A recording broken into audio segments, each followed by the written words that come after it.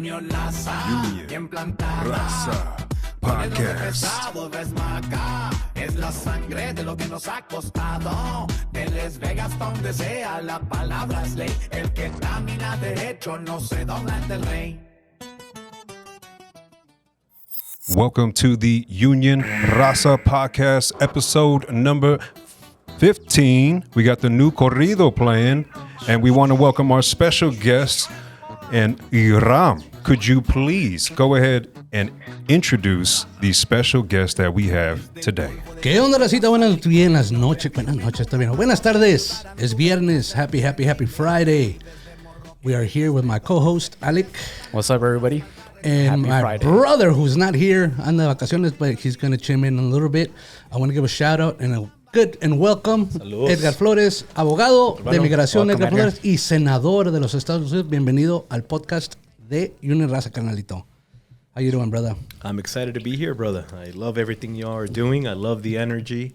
I love the bringing in the community. We meet people where they stand and doing things like this. So I appreciate all of you. Gracias. I appreciate if you guys noticed, I don't know who went already in, but we did get a little corrido. You heard part of it. We're going to upload it to our social media so y'all can check it out. And if you like it, let me know. And if you don't, I don't care. Again, it's Friday. We're very excited. We've known the senator since me and my brother, pretty much since we were kids, bro. Oh, wow. Your whole family, your mom, your dad, your brother. So, again, welcome to the Union Raza Podcast. This is the 16th one. You're the third person in our new podcast room, so bienvenido. Mm-hmm. Tell me a little bit about yourself, where you grew up, your parents, your family. Yeah, so the family's from Ciudad Juárez, Chihuahua, Mexico, right across the border from El Paso, Texas. And, the family, like many other families, late in the 70s, life isn't what we wanted, right? And my dad decides we're going to make our way over to the U.S., and he comes first. At the time, his compadre tells him Vegas is a spot, it's booming. So my father makes his way over here, and soon after, my older brother and my mom follow. The first years were just like many other immigrant stories, right? They were undocumented, doing every job you can imagine, right? You're trying to make it work. You're putting yourself in a position that you're just taking that leap of faith. And, my father showed up, unfortunately, with no education, right? He was the eldest in his family. And so when my dad, being the eldest in his family, doesn't mean he was a man, but he was a kid. Right. But there was expectations. His father walked out on him, so he's now in a position where he has all these little brothers and mom saying, we got to do something. And he starts working at a real young age, and he quit school. He didn't want that life for us. Right, claro. Right? And at the time, it was just my older brother, but he said I needed to provide something different, a different pathway. So they make their way to Vegas, and our life changes. How old was your dad when he came to Vegas? I don't remember his exact age, but I was just talking to him this morning because he's actually, they're in the process of doing a little story for him through one of the local news stations. Okay. But, he must have been in his early 30s. Okay. Right? And he's starting brand new in a brand new country. And remember, he was deprived of an opportunity of an education in Mexico, right? Because of the financial circumstances. That they were in. Much more, in the U.S., right? He got here, and he needed to learn everything, a brand new language, a brand new culture, a brand new process of navigating. Yeah, it's pretty cool. I remember, I met your dad. I was probably 14, 15, 16 years old through my parents. And not only that, he actually worked with my brother, with Raziel. That's right. A couple of years when he opened Ibarra Graphics before we were Artkore. And he was selling printing. And then I know he ended up going to a restaurant. He was managing restaurants, right? Yep. And now he's just a famous person in Las Vegas. We'll keep it at that. He's awesome. You got to bring him on here, too. He is going to come on here. Yeah. Yeah, we already spoke to him. He is going to come on here. Like I said, they're going to do a new story on him. That's cool. He is definitely an icon in Las Vegas, just like you are, which is super, super cool. I'm very proud of what you've become and what your dad's become and your brother, everything you guys have done, man. Well, I appreciate the love. That's really cool. His energy is something else. He really, every time he comes into the office, he's if you're ever feeling down for whatever reason, just give him a call. Yeah. You know, he'll get you going, because it doesn't matter. You know, one of his things that I always heard from him, it doesn't matter how bad you have it, you're alive. Yes, sir. You got something to give. You got something to get up for, right? Mm-hmm. And if that's kind of the way you live life by, then every reason is a reason. Every day is a reason to smile. Every day is a reason to get up and grind and fight. And it's not because it's easy, but because you have an appreciation for life. And I think that's really why this country is so powerful, is because of that immigrant story of people who appreciate what it means to be able to get up and grind out and do something for your family, what it means to be in a place where maybe in a different country, no opportunities ever existed. And all of a sudden you're here and you're in a real powerful position to finally take control of your life. That's what makes this country the most powerful nation on earth. And as long as that continues to be true, we're always going to be the best country. I agree. I know we're having our issues right now, but I know it's all going to hopefully get better. Mm-hmm. So tell me about your youth. Where'd you go to high school? You know. Yeah, so, you know, and every time I have an opportunity, I always heavily focus on my early stages talking about my parents, right? Just because I like to make it clear we are just a continuation of somebody else's work. Amen. And so my parents are here. They're going through the whole process. They're undocumented. Eventually, in 1986, our whole kind of life changes because all of a sudden there was a pathway for them to become lawful permanent residents. Ronald Reagan. Under the Reagan administration. Yep. That's right. And so, you know, they start navigating that process and eventually become residents. But they were still struggling because people think that just because you became a lawful permanent resident or citizen, all your life is perfect. It's not, right? No. And now you got to continue on the pathway. What are we going to do to help the family? Long story short, in the course of us going through our phases of difficulty and financial struggles, one of the most beautiful things that my parents taught me was you always have something to offer. And for a long time, we grew up right behind the Stratosphere on Naked City. Naked City, yep. Yeah, for those of you who know the area, we grew up there. And I would see my mom bringing in women who were like victims of domestic violence. Oh, wow. Or abuse. My father would bring in people who just got out of jail, right? Just they've been locked up for a few years. Now they're back, trying to integrate back into society. We lived in a one-bedroom apartment, you know, or small apartment in the hood. And we were still offering and giving. So it just gave me this tremendous sense of power. And power came to me and my family always through service and never through money. It was never who had the nicest car. It's just what you can give. What can you do for others? So that's what was the most beautiful thing for me, because I got that at a real young age. So I just always felt empowered. And I remember as a kid, oftentimes people would make fun of me. So I went to Robert E. Lake Elementary School or middle school. At the time, I was between Valley High School and then Silverado High School. I ended up going to Silverado. Vegas. What? Yeah. Wildcats, baby. All love, brother. It's all love. Yeah. But, you know, in going through all these different stages and what it meant to be a Nevadan and what it meant to grow up in this environment, for me, I always just grew up in this confident mindset that I got something to give. And sometimes I would get attacked like, oh, why is he so conceited? Or why is he come at you with that energy? He's got no money. He don't got this. But they don't realize it was just I was coming from a place of appreciation and in a place that you just got a lot to give, even when you're in a real rough situation yourself. Of course. Right? Mm-hmm. Of course. Rob, any shout-outs? Anybody saying what's up on there? Right now, everybody's just joining and tuning in, but please shout out your local. If you got a question for the senator, please put it in the comments right here on Union Raza Podcast. Perfect. Orale, so when you were in high school, were you in the groups and you're an immigration lawyer, so were you in the type of groups that you already knew you wanted to be a lawyer in high school, or is it something that came at a later age? So like a lot of families, and I think you probably experienced this yourselves, you know, my parents don't speak English, right? And they didn't at the time, and they've gotten a little bit better, but they still struggle with the language. But for me and my brother, there was always this sense of you felt a little bit older, because we were always translating. Yeah. Like other kids hate that. Like, I hated translating for my parents, but not me. I enjoyed it because I felt like that was my way of contributing to my family. You're helping them out. Right? Yeah. I'm like, I got something to offer too. And I felt good about that. Of course. Right? It just made me feel some kind of way. Also, you have very grown-up conversations at a real young age. You're buying a car, you're leasing a house, you're leasing an apartment. You're just learning these things at a real young age. So for me, it was a sense of empowerment.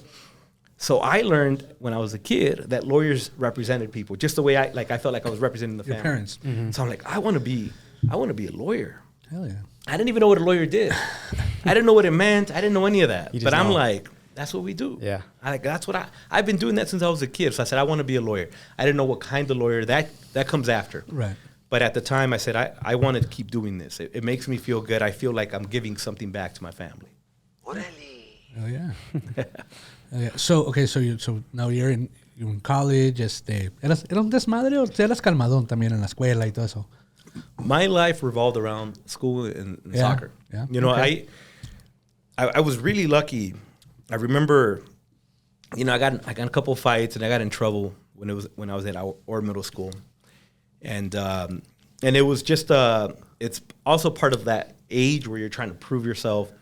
So I remember I got into boxing for some time, you know, and that helped me a little bit. But I still kept getting into little street scuffles because you're trying to prove yourself, and it's Yeah, also the it's environment It's that middle we're school. Pero en general, you were pretty chill. So I mean, your brother era el que tiraba el desmadre. We used to party with your brother, bro.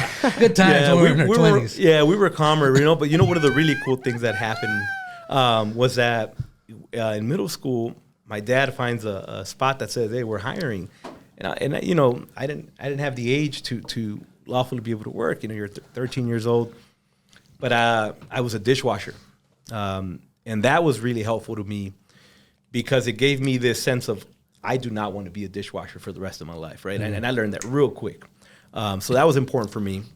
And then soccer was also just like a passion. I loved it, right? The idea of this sense of like you train for a week and then you play a game and then you, even though you did everything right for a week, you can still lose, right? Yeah. It just teaches you concepts of life that you can work as hard as you got. And if your teammate isn't working as hard as you lose. If the team doesn't show up on time and you start the games, you know, everybody plays soccer, you start the first 15 minutes of the game with 7 players because the whole team hasn't showed up, you lose, right? These concepts will follow you throughout life. And that's why sports were so pivotal for me. And then, you know, education is the only real salvation in life. That's good. That's good. Right? It's the ultimate equalizer. Yeah. It's funny because Alec and you actually play soccer together. Yeah, that's right. Yeah. So that's I can't. My knees will give out, bro. I'm No, good. it's a lot of fun, bro. Like he was saying that it's like when you're playing a game, some people take it serious, quote unquote, but then when you're playing, you don't think about taking it serious or not taking it serious. You're just You're playing. in the zone. moment, Yeah, in the zone. in the zone. Yeah, until your ankle gives up, right? Exactly. Exactly. No, it's funny because you're mentioning you're 13. That's when I got my first job. I used to work at the outdoor swap meet. I don't know how long you've been going, but they used to have a place where they used to grill chickens. Yeah. ¿Sí te acuerdas? Oh, yeah. And they had a bunch of 14-year-olds grilling chickens, bro, like it was safe as hell, bro. It's crazy, bro. That's just how it was. 300-degree freaking charcoal, and ahí estamos como pendejos, bro. And I'm like, bro, you see that now? You're like, bro, I'm gonna call child services, bro. I'm gonna check my chicken and make sure it's cooked all the way through. También, güey, get salmonella and shit. Está cabrón. Any questions for the senator, Alec? So growing up, you said college education. You went to college to become a lawyer. Was that? How did you know that immigration is it? That's the lawyer I want to be. First, was it Immigration lawyer. UNLV? Yeah, All so, right. you know, shout out to UNLV. And, I teach there now in the chingon. doctoral program. We'll talk about that a little bit later, I guess. But I teach there now, too, which is also beautiful. I got to go to school there, and then we have Full circle. And the public policy program. Hell yeah. Shout out to the amazing students that I have there. You know, I will say this, too. You know, in the Broad Acres, we knew it as El Swap Meet. El Swap Meet, yeah. Abierto, no? And the outdoor swap meet. We actually, my dad and I actually worked there too. Yeah. So my dad hooked me up with this guy that was a shoe shine, and on the weekends, and the swap meet used to be different. You know, now it's pachanga. Yeah, now it's out of party. the madre, right? Yeah. But before, there's also other things, right? But before, you would get there like at 5 a.m, and then by noon it's done. Yep. So we were there in that stage of it, as a little kid, and he'd be like, "You want to grind it out? Ponte a bolear," And then we also had a little store. We put a little spot where we would sell little ceramic figurines. But I big shout out to the swap meet, just because I know so many of us got our feet wet. Dude, there. a lot of us. I mean, Raciel worked. I think he us. worked at a fruit stand for a couple of years. So yeah, it was definitely a shout out to these guys. You guys will never know, bro. Never know, dude. And then 15 was my second job. I got a fake ID, bro, because I was 15 or 14 or something like that at Taco Bell, bro. That was crazy, dude. They're like, "You're 19, sure." Get behind the grill, bro. I was like 14, 15 You're like years this old, tall bro. and shit. Yeah, bro. I mean, we grew up with that environment where you had to lie about your age so you can work. Yeah. Right? And so I did that as well. But, one of the big things that happened with us, so I knew I wanted to be a lawyer. But in my own family, we went through an immediate family separation, right? We through a deportation. So when we experienced that deportation, right, and you have somebody from your immediate family gets removed and pulled away from your family, I said, I need to do something about that. And life, in general, will knock you to your knees. Yeah. It's going to happen. You're going to make a mistake that will knock you to your knees. You're going to lose people you love that will knock you to your knees. You will experience horrible things because life, as beautiful as it is, comes with all that. And so when life knocks you out that way, right, you're going to fall. The only thing we control is how we stand back up. And so one of the things that I realized at a young age when I went through it, because I hated it. I hated this idea of deportation and seeing my mom sad. I was 15 years old. 15 years old? Okay. Yeah. That's young. So, we see it, and I said, "No, I have to be a part of my own therapy of going through that experience." And I realized that if I devote my life to something that is also healing my own emotional XYZ, call it what you want, it was my way of fighting back against my own demons, right? And so I said, I need to do something that will help me with that. And now, when moms come into my office, right, I see my mom. When I see a brother desperate, like, "Oh, mi carnal, lo agarraron, pasó esto," that just reminds me of my sense of, you like, feel it, yeah. I go back to 15-year-old me when I was seeing this whole thing play out in front of me, and I didn't have the power then to do what I have now, right? And that was the ultimate moment that changed me, composed me in a different way. I started seeing things a little bit differently. And, proudly I can say today, hundreds and hundreds and thousands of families have been impacted because of the work of the amazing people in my office, the work that I've been able to do.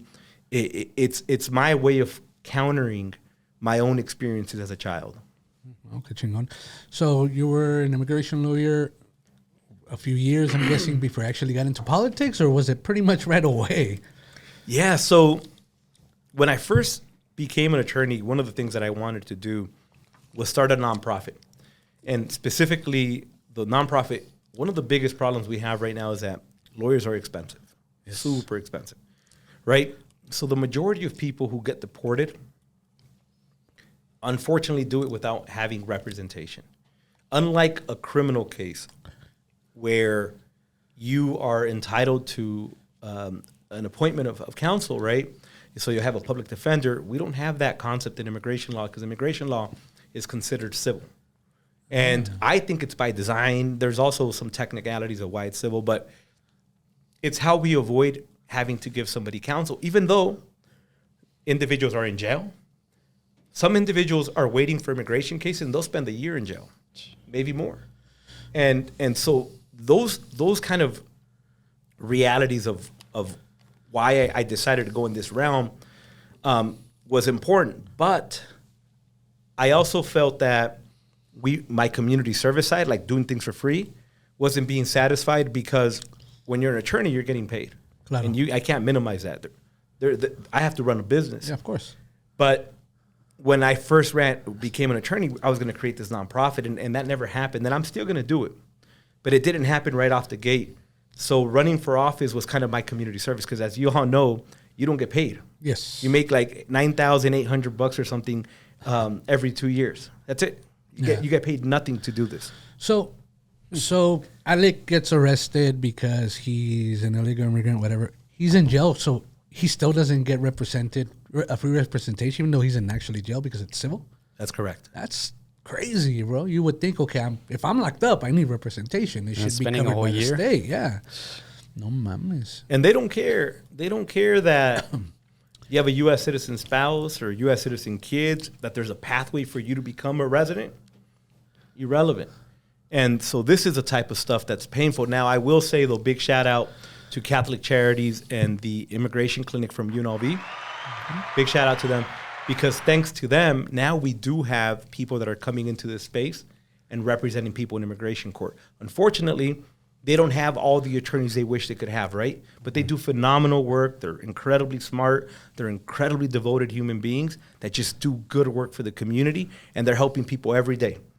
That but for them, individuals become residents today that maybe would have been deported, but for the work they do, right? So, big shout out to the work they do. Yeah, and it's funny because a lot of people don't understand how hard it is to get, to come here legally. Right. Like, first of all, if you're in Mexico, dude, unless you're a scientist, a teacher, a millionaire, you're not going to get here legally.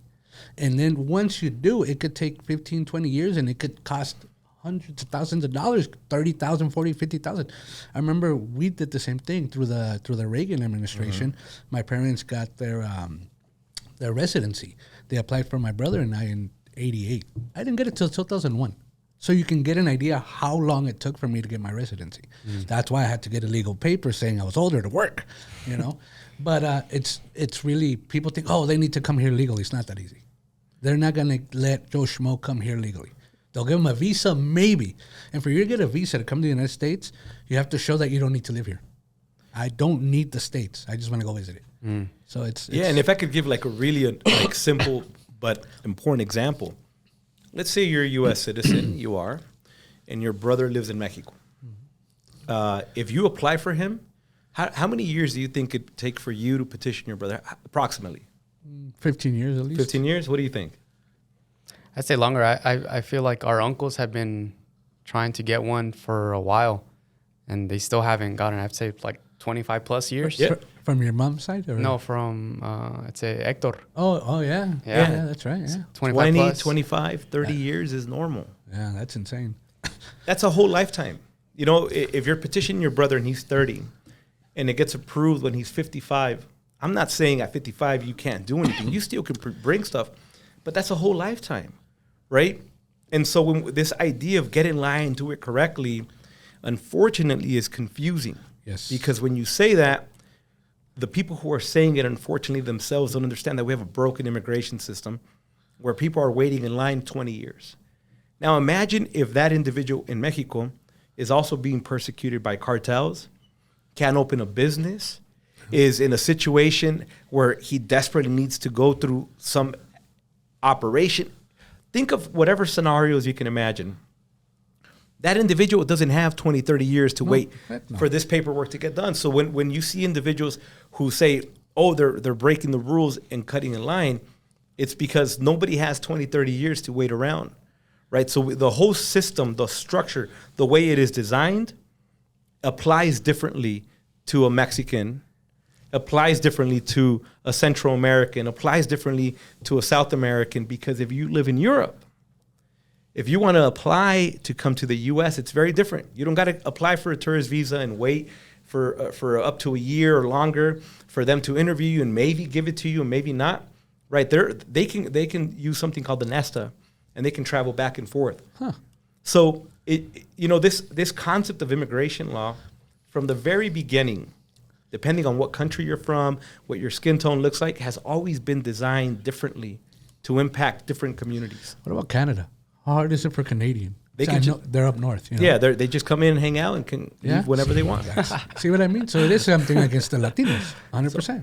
Desafortunadamente. Yeah. And we've seen trends. And, one of the things that I always want to remind folk, right now it feels very personal, right? It feels anti-Latino because it is. It is. But in the, before 1997, 96, 1965, and going back, it was anti-Jew, it was anti-Italian, it was anti-Irish. Irish in New York. And anti-Chinese, and I can keep going and going and going. There's immigration waves that dictate when humans come here. Immigration is not random. Nope. Right? There's environmental disasters. There's economic disasters. There's authoritarian issues, right, with governments taking over and doing horrible things. That's what triggers these waves of immigrants coming into the country. And on any given wave, all the rhetoric that they say about Mexicanos, they were saying it about other communities. And I say that to remind the people who've been here 3, 4, 5 generations that what they are saying about us today, somebody was saying about them when their great-great-grandparents showed up over here. Somebody was saying the same exact thing. Yeah. No, and it's funny porque también, I remember there was a comedian that he was talking about immigration and how they're like, well, you know, the Europeans, and he's like, you think Europe sent their best, bro? You know, it's like, no, the kings didn't come to the States, bro. They put a bunch of people they didn't want, and they said, get the hell out of here. And that's literally how the United States happened. You know, ¿qué te iba a decir? Any shout-outs or anything out there, Rob? Yeah, we got a couple of shout-outs over here on the Facebook. Robert Rojas, Heavy Hitters Local 562, Long Beach. Maria Guzman Jacoby giving the 100. What's up, Maria? Then we got Union Carpenters Local 619 checking in. What's up? Carpenters 59 in the house. Ray checking in too. What's up, Ray? Give me a second to go over here to the IG. I have a couple more. Yes, sir.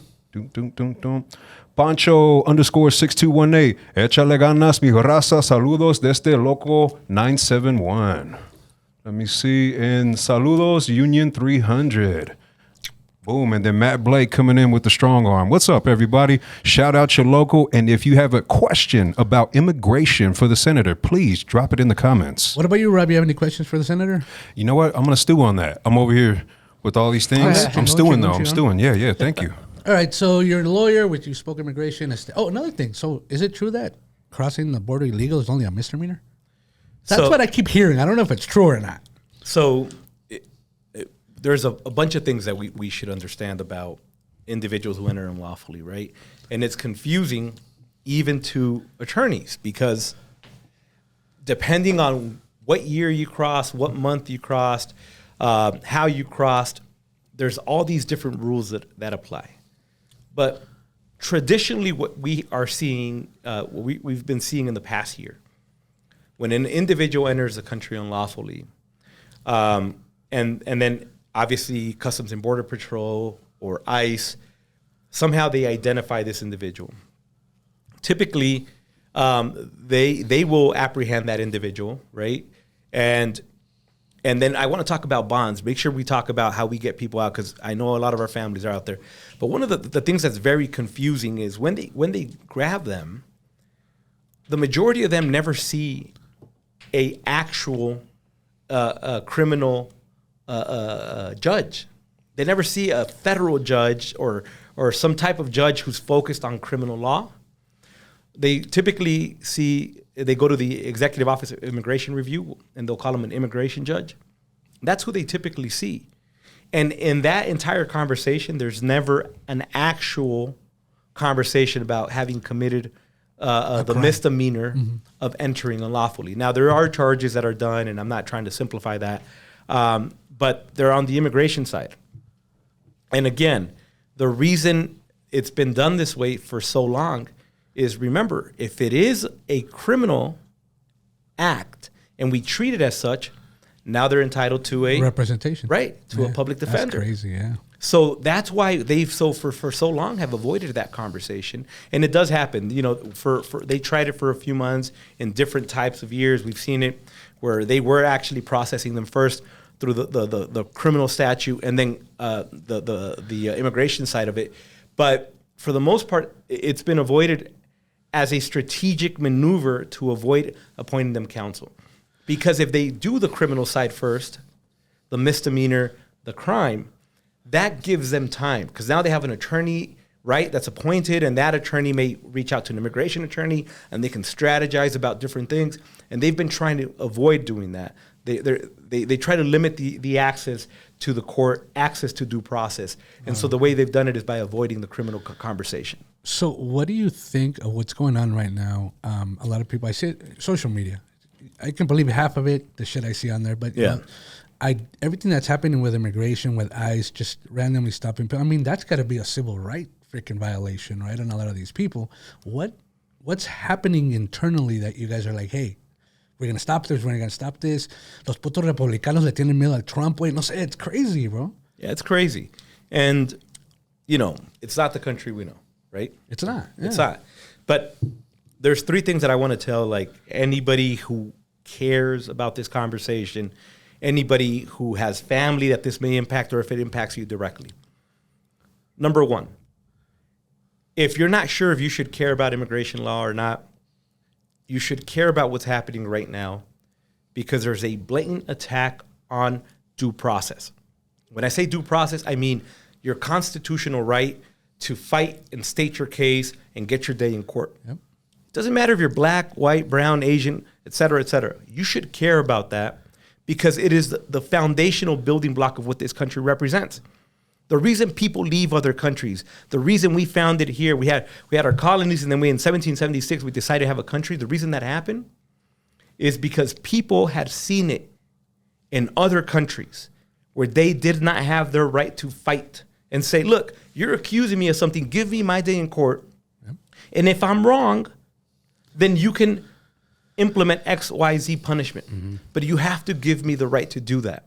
Right now, what's happening through the immigration context is we've removed, in a lot of different cases, people's constitutional rights to get their day in court. And when you do that, you're opening the door for us to move in a direction where we normalize that as normal conduct. And if we allow it to impact one member of our community, we're allowing it to impact all members of our community because we're opening the door for that. So that's why you should care. Now, if it directly impacts you, right, you have family or you're undocumented or you care about your community, one of the things that's crazy, and we're reminding folk right now, is just because you hear something crazy online, it's not always true. But number 2, if you hear Trump say it, know that there's laws in place to sue him, to sue his administration, to go after him, to slow it down. Checks and balances too, right? Absolutely. So we do that all the time, right? Right now, attorneys all across the country, every single time somebody does something crazy, lawsuit. We've seen it through our own attorney general here, Aaron Ford, shout out to him. You know, he's been suing the government left and right. So I say that because just because they say, well, we're going to get rid of somebody's birthright citizenship. We've heard about that. Yeah. Boom, lawsuits were filed right away. That's not going into play. So there's been a bunch of stuff like that, just systemically where they've gone after things. And I just want to remind people, there's a lot of people fighting to stop all that craziness from happening. And again, dude, I see that a lot of and there's some Republicans that actually I've seen that turn against him, but why are they so scared of him and his administration? ¿Qué poder tiene sobre ellos, güey? It's like, that's lo que no entiendo. So I think bottom line is, and this is an unfortunate reality, but this is politics. You know, in politics, there's an apparatus, there's a leadership structure. And the way we educate, even in Nevada at times, but mostly at the federal level, is just keep your head down and just do what the person above you tells you to do. And just do what the person above tells you to do. Follow the leader. Always. And it's a top-down structure in politics, and it's pathetic. It's anti-American. It's not how this country was based. And because we have that structure, because we have allowed it to exist, it's how the parties move. And it's how they keep everybody subservient. Because if you're trying to get up and you're trying to become the next chingon or chingona, you're going to be the badass. The only way to do it is you keep your head down, just yes sir, no sir. And it's at the detriment of our community. But more importantly, you tell me a moment in time where we've actually stopped using immigrants as tokens, right?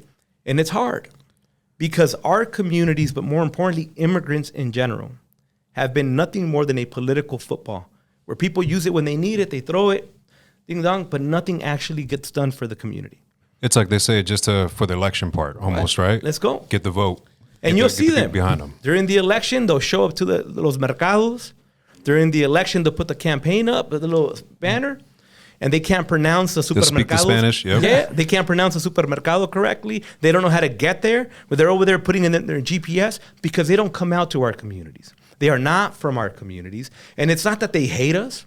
It's just that they've never been integrated into it. So when they're campaigning, they're there. But as soon as the campaign ends, that office that they set up leaves. The people they had knocking in our neighborhoods leave. Everything that was invested leaves. And then we won't see them until the next campaign trail. So this is the problem we have. And when you add all of that, like all that is true. And the people in the neighborhoods know it, and the communities know it. We all know this. We see it. It happens all the time. But when you add that, and then you add somebody like Trump into the mix of that, it's the perfect storm.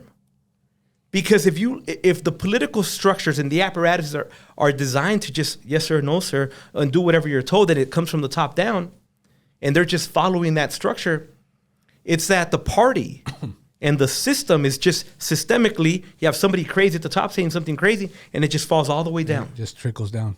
Trickle down. Was it trickle down economics? Well, this is trickle down pendejada, right? Pretty much, bro. But that's the politics. Have you met the man? Have you met Mr. Trump? I have not. No? No, I don't think he invites me to his round tables, you know? Any shout outs, any questions, Rob? I know we got to talk to Raciel in a couple of minutes. But We're going to patch in a Raciel in a few minutes here, but I just wanted to make some comments about what we're talking about with immigration. So with what I see in media and film and doing what I do, I noticed that, you know, the way the president kind of took control was because he was a reality TV star. He had the popular vote, I guess you could say. I don't know if I'm correct with that, but with him having that star power, and then we have politicians that come to the neighborhood that make us feel used, who are you really going to want to go for? The person that makes you feel good on TV because you're being entertained, or the person that's just going to be here to eat your, you eat your bread and then take off? Yeah. You know, so it's like, all right, this guy's coming over here just to use me, and then this guy over here is entertaining me. So that's where I see the way the country went to the voting and the slant to the real radical right. But that's just my opinion. No, and I agree. I do think that people idolize TV stars and movie stars, which is, we had that conversation like a couple days ago that, I knew a dude that when Kobe died, he was crying like a baby, bro. And I'm like, I don't get it. You don't know the man. But crying, I'm like, bro, it sucks that he passed away, but why are you crying? It's like, and people idolize. So I do get it that, people would vote Trump just because he was funny on The Apprentice or whatever the hell the show was, Are we patching in Raciel now, or we got time for some more questions, or what? Got time for one more question? I'm going to patch in Raciel right now. All right, so let's talk about the bill, bro. Let's talk about the movie bill. Rob was a big supporter of it. Why was it something that you said that you didn't want to vote to pass? Yo. I think we got Raciel joining Raciel, welcome to the show. What's up, Raciel? Hey, how's it going? ¿Cómo andamos todos? Aquí andamos. Saludos a mi hermano. Saludos to Senator. Thank you for being part of the Union Raza podcast, bro. I know we've been talking about having you in, and I'm glad you're there. I do apologize. I'm a little stuck over here in Mexico, but all good. Showing up. Que sufriendo el cabrón. Anyways, I did just ask the senator about the movie bill, because I know that he was one that voted against it, and I'm sure that a lot of people want to know, including Rob, who who's a big supporter of it. Unfortunately, didn't pass. So So first of all, shout out to Southern Nevada Building Trades. Vince Saavedra. My guy did everything he needed to do to make sure that we were protecting the working class and the workforce in this bill. Putting project labor agreements where we needed them, ensuring that when we're talking about, from the first time that a human spends an ounce of energy, all the way through the individuals that are going to be working, the stage hands and all these individuals, making sure, and at times, I think they'll tell you that the bill wasn't perfect at the beginning because all those protections, we wanted to make sure that there's project labor agreements at the beginning. They weren't there, but Vince spearheaded that and did an amazing job. I know Tommy White was obviously involved, and there are so many other unions that really did the work. So shout out to that. And this bill, the people who voted against it, it never had anything to do with the union labor side of it, the project labor agreement side of it. It had to do with the actual policy. So in the state of Nevada, when we talk about our annual budget, right, our budget is about $6 billion. And so the bill, what it was trying to do is $120 million per year that we would give in tax credits. And so the logic is, look, we're bringing this beautiful new industry. We don't have the film industry here. Let's bring them in. We build the new studios with the hardest working, most talented, most skilled workers, which are our unions. Perfect. We were all like, oh, yes, we're all shaking hands. We're high-fiving. We're like, absolutely, we're all on board. And then they put the policy in front of us that we need to give them $120 million in tax credits. So some of us started asking questions, and we are not economists. We're not the most astute individuals to calculate mathematically what this means. So what we do is we rely on the individuals that are part of the legislature that are phenomenal at numbers, right? And that's our committees, right? Yep. So we have our staff, right? And these are experts that they've been there, and they are nonpartisan. You ask them a question, and they ask you through their lens what they think. So when we asked them, they said, look, the return on investment for every dollar you put in, it's going to be just pennies on that dollar. So we started freaking out. I said, well, wait a minute. So for every dollar we get in, we only think it's going to be, 20, 30 cents. Yes, 40 cents, different numbers. We start panicking. On top of that, we're told that there's a situation where there's a possibility that we may hit a fiscal cliff. And what I mean by that is that in 2029, we may be in a situation where we don't have the funds that we need to make everything work in the state, cover the important government functions, agencies, pay for all that stuff. So then we start panicking. And those of us who are 100%, and I've been doing this for 10 years, every single bill that I've ever introduced myself, or every single bill that goes through one of my committees, I'm the chair of the Government Affairs Committee, every single thing I've ever done, I've done it through the lens of how will this hurt immigrants? How will this hurt our union brothers and sisters? How will this hurt the most, unfortunately, the most vulnerable communities in our state? That's who I care about, right? That's through my lens. That's who I represent. Right. So I asked those questions, and so I answered the question of like, this is great, but vulnerable communities were being put in a place that we're going to be pinned against our unions and brothers and sisters. So my job there then is, okay, wait a minute. If we might be in a position in 2029, and at the time when the bill was being discussed, Trump was also not moving federal funds that we needed to cover really important things like healthcare in the state of Nevada. So now we're really freaking out. And we're saying, well, I don't want to pin my constituent versus each other. I want to protect my union brothers and sisters, but I think we can do it responsibly. So we started talking about policy. And we said, look, we might not be able to get the money we want on the return on investment. Like you put $1 in, we might not get $1 back or $2 or $3, which is typically how you business works, right? I want to put $1 in, I want to get 3 back or 4, right? Yeah, of course. But I said, okay, even if we don't get that, I want to put some safety mechanisms in place. Just in case tomorrow we don't have the funds, we don't have the money we need to make the state operational, let's not issue the $120 million. So we wanted to put a protection in place. And the way we had talked about it is revenue in the state of Nevada grows between 3.5 to 4.75 every year. So what I mean by that is every year we have a new benchmark. So that's revenue grows. We get more money that we can use. But also expenditures grow in our state. So when revenue grows, expenditures grow, because usually it's a growing population. That's why revenue is growing. That's usually about the rate of inflation every year too, right? Exactly. 3 to 4%. Yeah. So it has to keep on par with that in scale. Makes sense. So we said, look, let's just make sure, looking forward, right, not back. I said, let's make sure that the economy, right, our revenue is going to grow by 3 to 4%. And then let's make sure we have an additional $120 million on top of that. That way the state, I can go back to my constituents and say, look, the state is growing 3 to 4%. We're not touching that money. And we're going to make sure that it grows by an additional $120 million. And that's the money we're going to grab and give to the stadium, the film deal. And that's what we were hoping to do. Unfortunately, the policy didn't, for a lot of reasons, they didn't like that. And they were concerned about that trigger idea. But I said, let's just only give the money if we can afford it. And by the way, the reason I like that bill with that proposed kind of language was there's also the possibility, let's just say it did grow by 4%, but instead of having the extra $120 million, we only have $100 million. We said, well, now the state knows that there's just 20 more that we need.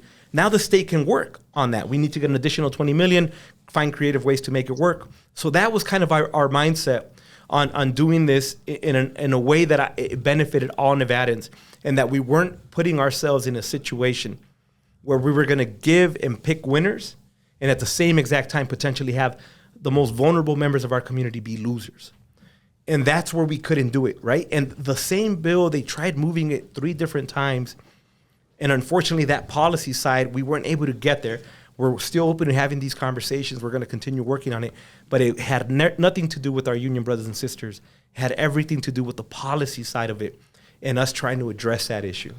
Yeah. Do you see, and Rob, if I'm correct, that bill can go back up in a couple of years or next year, something like that, right? I think it could pretty much get reformatted because before it was like AB 496 and then it became AB 238 and then it got changed again when it got brought back to the governor's test. So it they have to reformat it? Yeah, pretty much if they want because it didn't pass. So you would kind of need to make some adjustments. And then just to chime in on my 2 cents, what we're doing is trying to create the workforce. And so if 100%. You're able to bring that whole industry here, but if you don't have the workforce to supply it, then there's also a little bit of a problem right there. And then we were arguing the fact that it's going to create a whole new workforce economy for the actual community of Las Vegas and the state of Nevada, whereas the studios were putting up a big, large amount up front, and they were hoping to get some back after they built everything and after production's already been going. So that means people are employed and money is rolling in and they're fitting the bill. They were hoping to get something back on the back end. So that's how I understood it, and everybody in the studio and the film community understood it, is that they put up the money, they get a little bit back from the state. And so that would incentivize even more studios to come in, because in the industry right now, there are hubs popping up all over the United States and in fact, all over the world. And that's changing the whole economy of the city of where they're establishing at. So we wanted the same thing for Las Vegas. No, 100%. And I don't want to minimize that. This conversation has been happening in different parts of our country, 100%. And which is why there was so much excitement around it, right? So many individuals wanted this to happen. A lot of us are still talking about it, right? They still want something around this area to occur. But we have to do it in a way that it is responsible, and it's got to make sense. And we're protecting the interest of the state so that we're not exposing ourselves.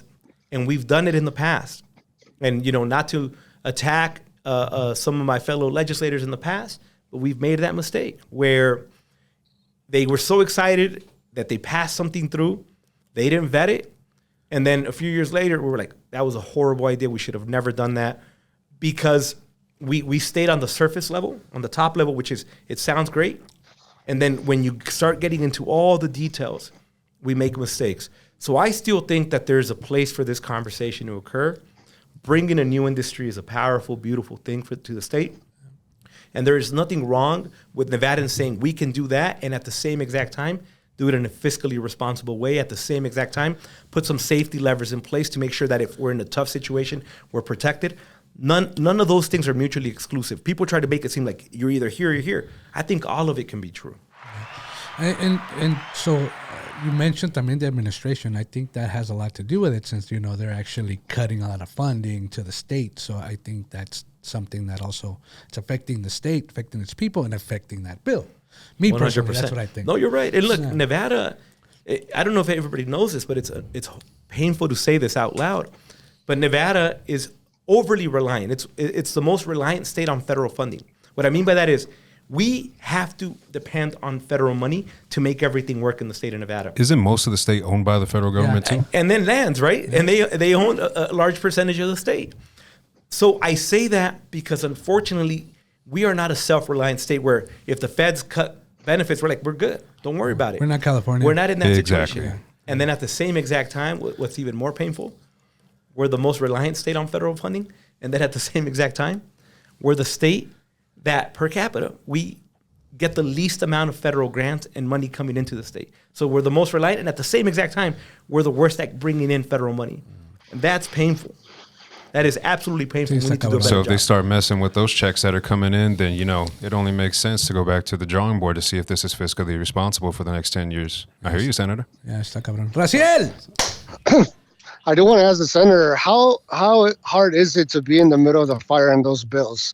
I know there's a lot of supporters of you that they're for the bill, me including. I was one of them. I was right there trying to push the bill with other community leaders. How hard is it, to say, hey, there's things here that I see. There's different angles that I see that, I feel that they're not the best for the state. All those opening jobs, and there's a lot of things that you're seeing, but I'm seeing some other angles.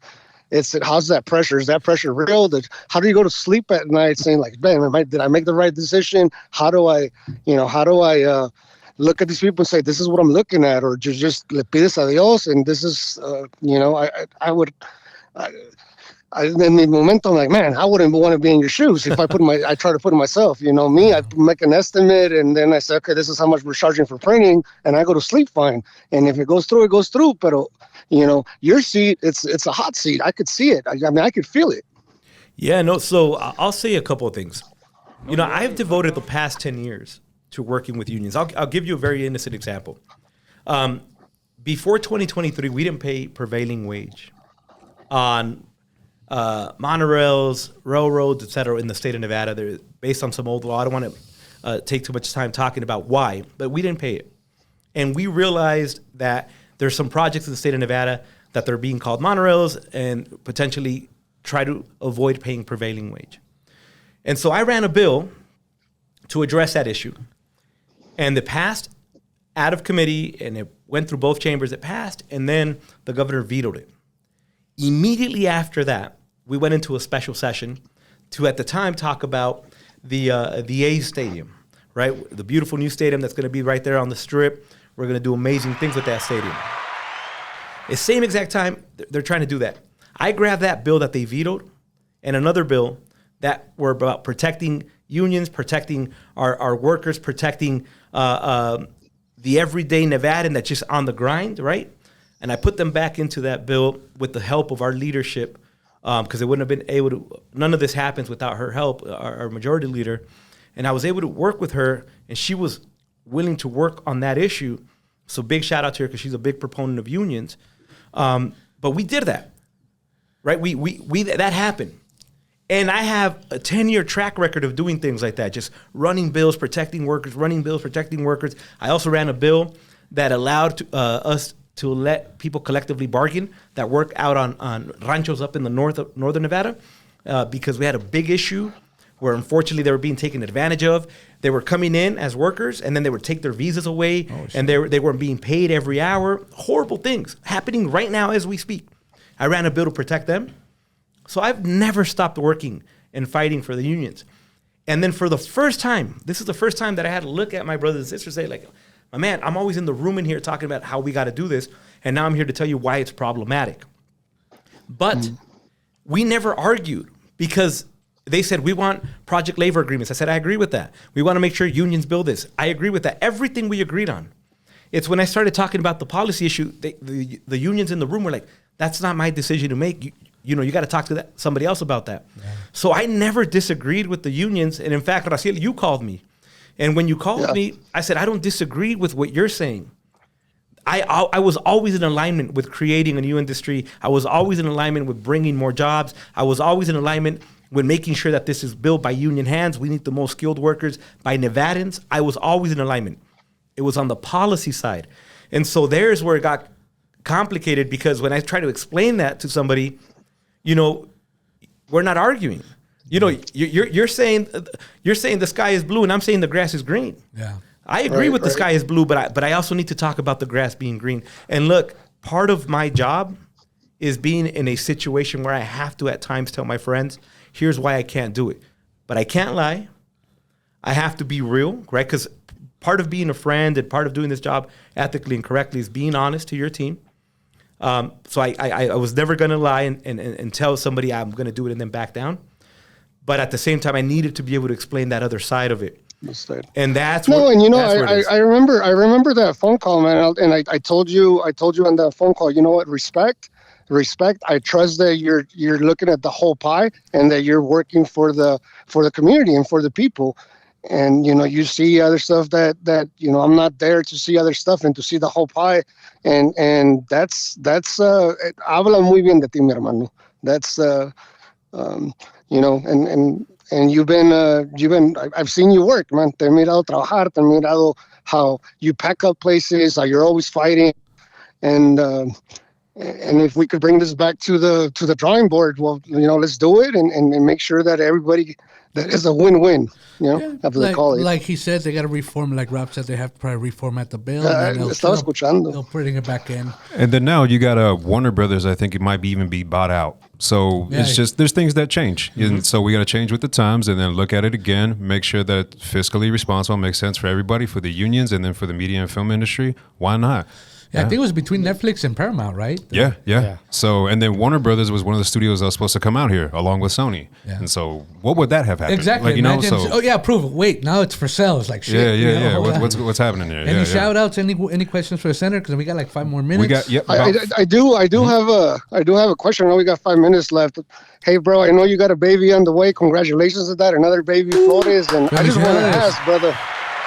What's next? ¿Qué sigue? What do you see yourself? What's in the next year, 5 years, 10 years? President Flores. ¿Qué sigue, carnal? I'll be honest. So, I always think of like boxers because it's the best analogy. When you first get into politics, one of the first things that happens is people get around you and they want to throw you in there with the heavy hitters and not give you an opportunity to build your career and really be stable.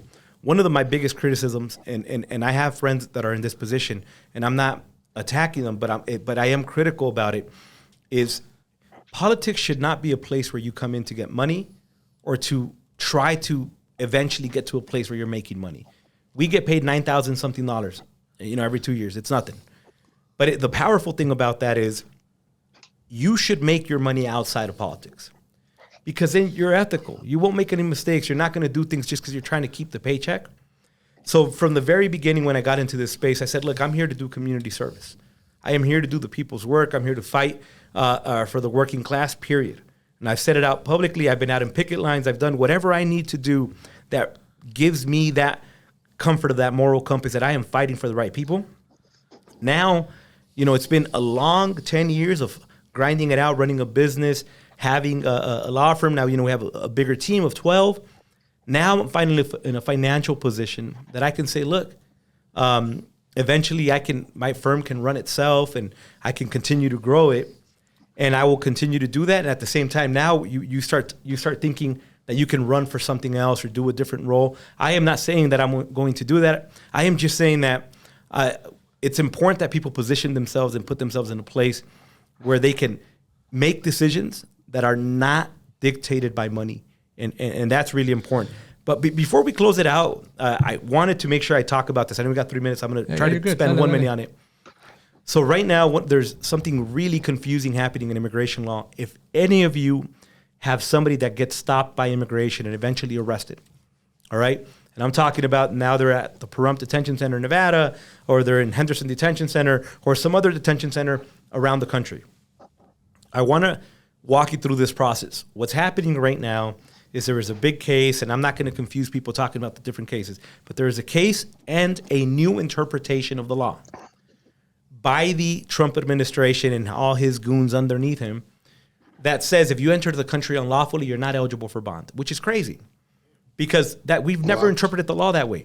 Look, if you want to create a law, you're allowed to do that.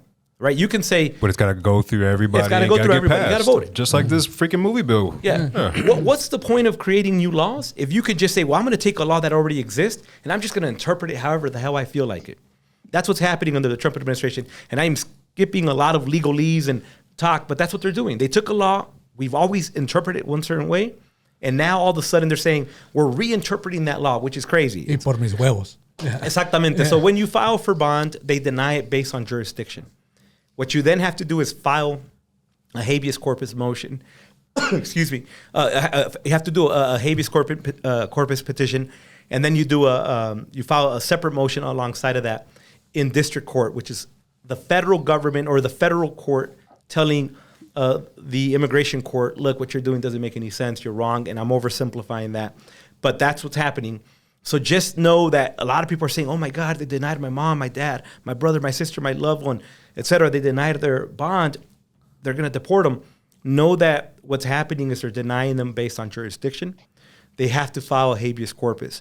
And most attorneys are now starting to become very familiar with it. I personally had to call the ACLU and reach out to experts in this area because we weren't doing habeas corpus before, right? And we were doing a very limited scope in other situations. But now you're doing it almost with every single individual because unfortunately they're misinterpreting the law. And it keeps them in the country. Mm-hmm.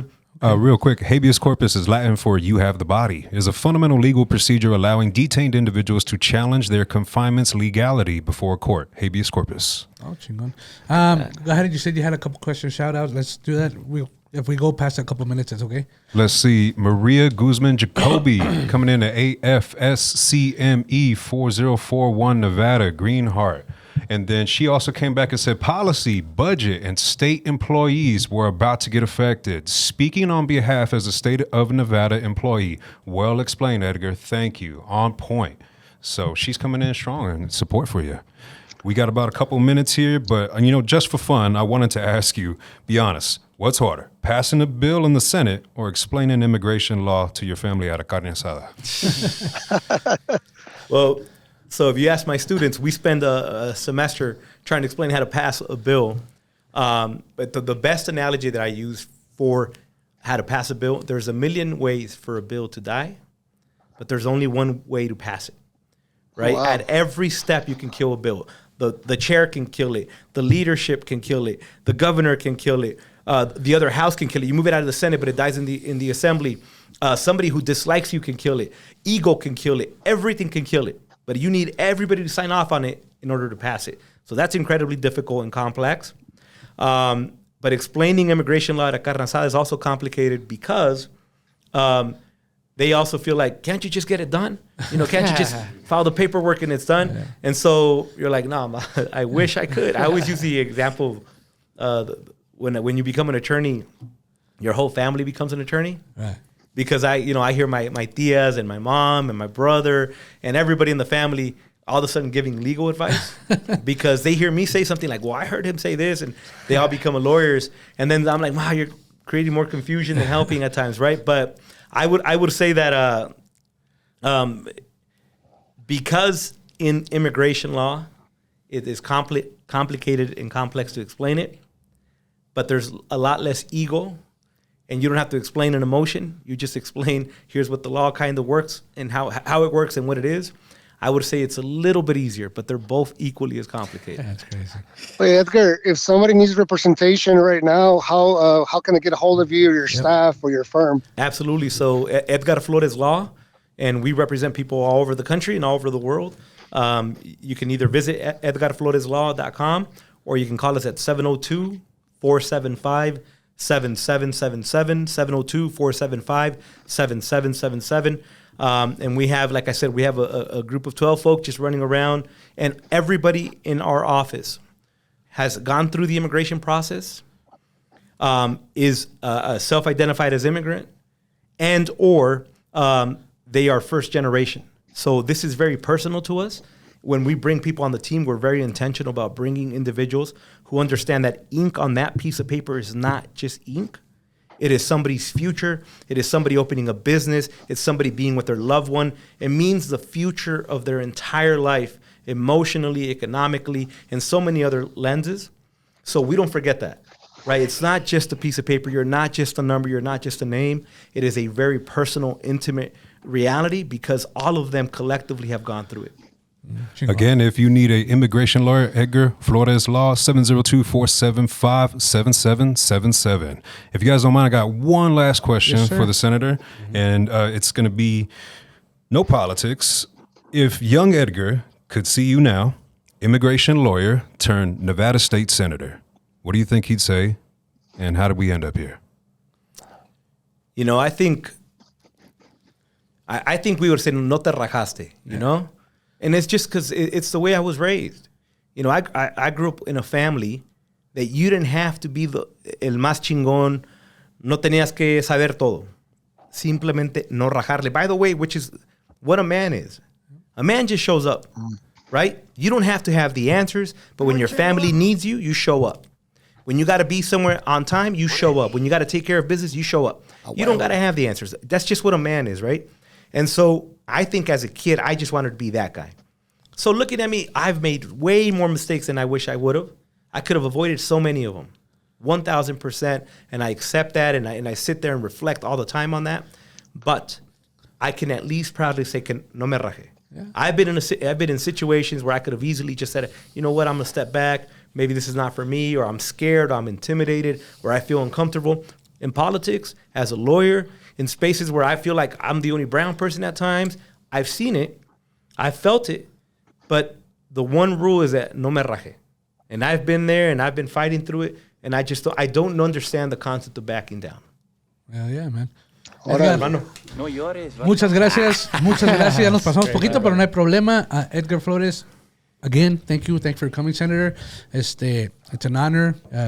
Very proud of you and everything you do, carnalito. Appreciate you, Alec, guys. I hope you have a good weekend. Thank you, Senator. Saludos. Carnalito, nos vemos. Rob, guys, thank you very much. No se los olvide que los vemos hoy en la noche en el Take It Easy, noche de karaoke. Free shot from Iram if you pull up. Yes, sir. From Take It Easy. You mentioned the Union Raza podcast and I'll give you a free shot.